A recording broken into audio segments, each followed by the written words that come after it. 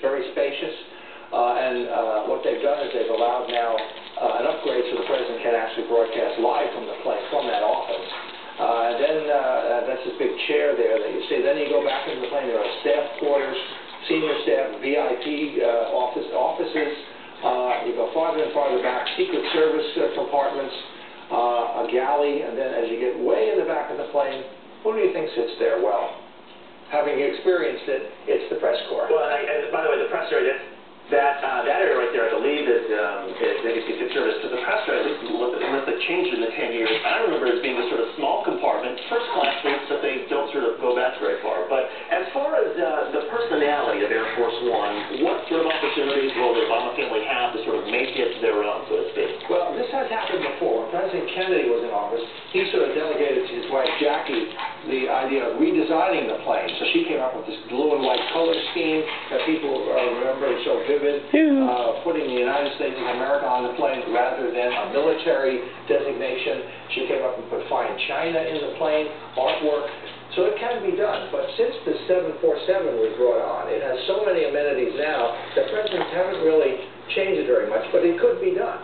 President George H.W. Bush banned broccoli. Right. The father of the current president, that's one of the famous stories. He was on the plane. Stewart served him lunch with broccoli on the plate, and he said, you know, my mother made me eat broccoli when I was a little boy, and I'm president of the United States. I always hated broccoli.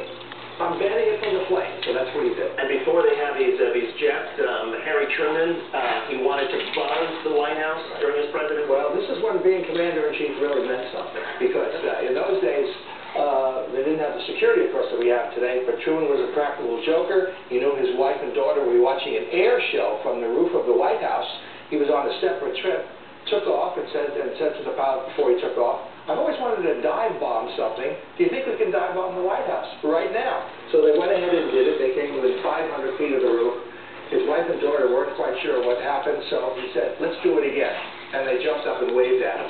So that's one of the famous Truman stories. And as far as the experience now of flying an Air Force One, whether you're the president, his family, his staff, or the press, once he's on board, the doors close, they take off. There's no waiting. Well, that's the other amazing perk. The president never has to wait. They clear all the traffic for him.